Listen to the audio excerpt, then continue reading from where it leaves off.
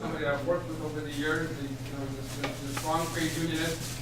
He's got tons of experience in the auto sector, and I'm glad that he's taken time out of his busy schedule. I know he's got to catch a flight to Calgary this afternoon, so I'm glad that he's given us the time to say a few words and address. And when he's done, he's helped answer some questions and answers, and then we'll get into a little bit of the strategy after Jerry. So without further ado, Jerry Dias.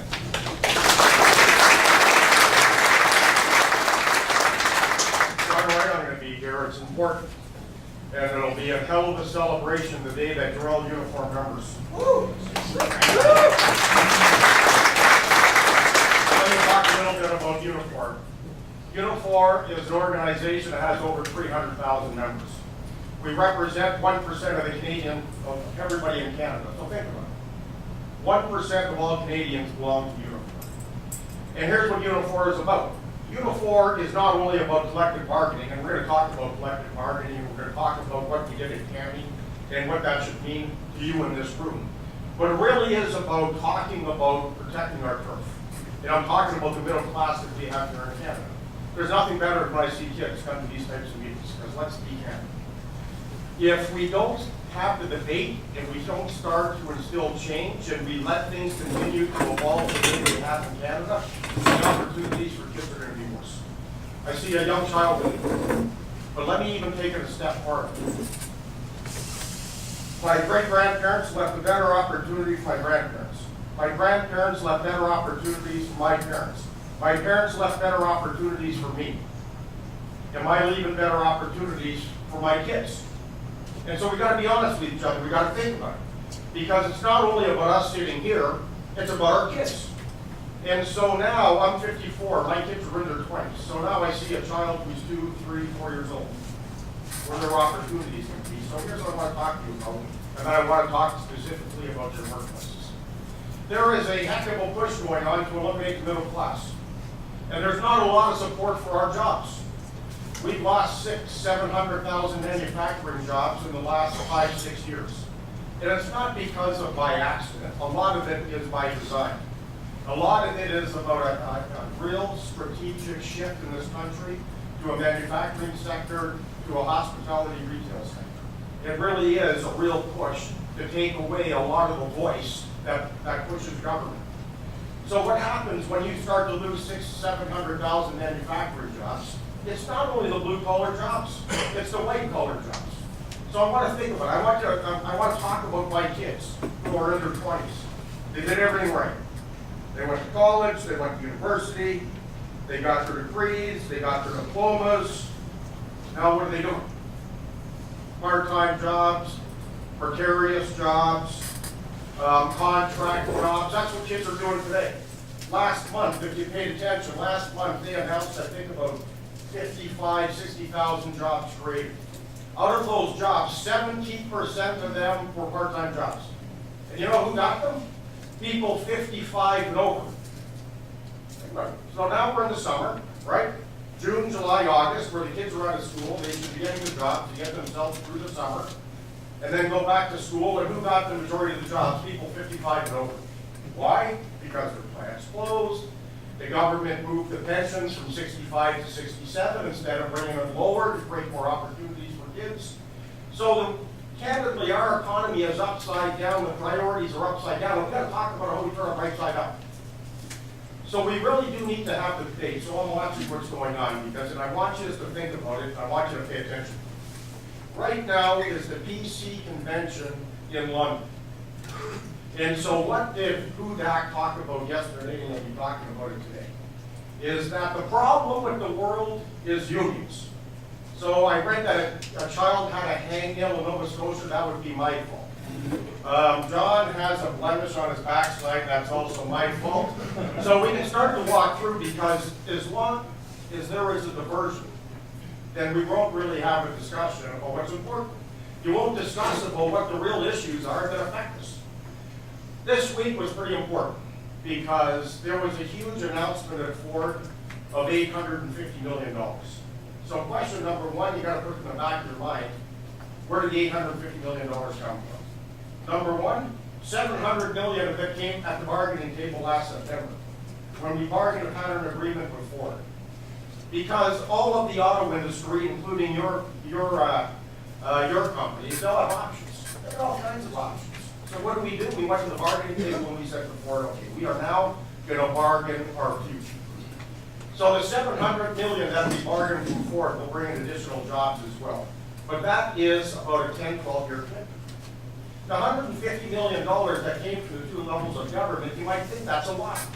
But you know the industry as well as I do. $150 million in the automotive industry is nothing. Hartford put together a $250 million investment innovative fund for the auto sector. They talk about that as if it's huge. But we know to refurbish a paint shop will probably cost about $600 million. If you're going to figure out the internal manufacturing process, if you're going to make some changes to chassis line, if we're going to do something to, the body shop, if we're going to do major investments, if we're going to eliminate bottlenecks, if we're going to do $250 million for the entire auto industry in Canada. So think about it. So we need to have the debate about the importance of the auto industry because it is important. The auto industry is the #1 export industry in Canada. They create the middle class. We're all $30+ an hour jobs. So we got to fight to protect it. And it doesn't happen by accident. We've got to force the hand. So that's one of the things that Unifor is doing. So in a world that is pushing, and as a country is pushing more to part-time jobs, there is a solution. And it's what we just did in Candy, led by Dan and Mike. What we did at Candy is incredibly important for the Honda and the Toyota workers. Because Honda and Toyota have a real dependence on part-time contract workers. So if we can get General Motors in bargaining to find a solution for the hundreds of part-time workers, and to say that any new member that gets hired in Canby comes in as a full-time member, if we can do it in Canby, we can do it in Honda and Toyota.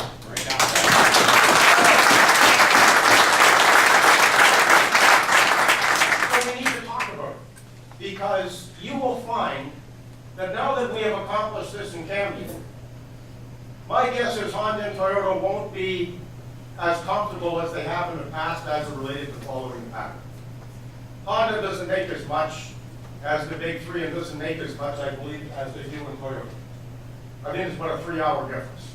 In the United States, the difference is huge. Why? Because the UAW has really lost their stroke. The auto companies, non-union auto companies in the United States aren't afraid of the UAW. In Canada, they still respect us. Even if you're not members of our union, they respect us. And they know that if, in fact, what we do in Ford, GM, and bargaining, Ford, GM, and Chrysler bargaining, they better flow through. Why? Because they're afraid that if, in fact, they keep pushing you down or they don't keep you at our level, then you will join our organization. But the question becomes, how do you want to do this? Do you want to follow or do you want to lead? Couldn't you imagine us in bargaining if we had all 5 of us together in bargaining, all 5 of us? And we said that Toyota was going to take the lead in bargaining? Can you imagine the stroke we would have? Can you imagine what we can do in bargaining for all of us? So it really becomes now about control of your own destiny. We really do need to talk about pattern bargaining. Because now we need to say to the members that have not signed, by the way, we have over 2,000 cards signed in Toyota. Boy, you deserve a lot of credit. 2,000 cards in Toyota. So we need to get the 2,000 people who have already signed to say, okay. And we need to now have a campaign in your plants on pattern bargaining. And we need to talk to the contract workers, and we need to say to the contract workers that it can be done. Because this whole idea that you can be there 6, 7, 8, 9, 10 years, and you're still not a permanent employee, I mean, think about it. It's completely ridiculous. And there's no rhyme or reason for it either. So we need to give confidence to the contract part-time workers in our plants to say there is a way to do this, and it can be done, and it will be done. Just overall crystal clear. When we organize, when we get a mandate, we will resolve that problem. I give you my word. It'll be up to you. We can spend a lot of time outside leafleting. And we can spend a lot of time outside educating. We can spend a lot of time providing you with the tools of which to share to the brothers and sisters in your plants. But this battle of unionization for Honda and Toyota workers can't happen outside, it's gotta happen inside. And so you gotta feel comfortable knowing that you have the total support of our organization. And let me tell you, you did, and you do.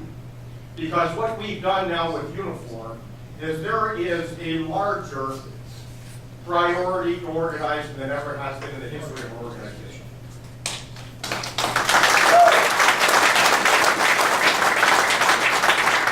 We are now going to make sure that we've got members, activists from CAMI cleared to work full-time with you.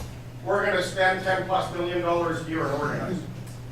So we are going to determine the areas that make a strategic impact on what it is we accomplish, and we're starting with Honda and Toyota.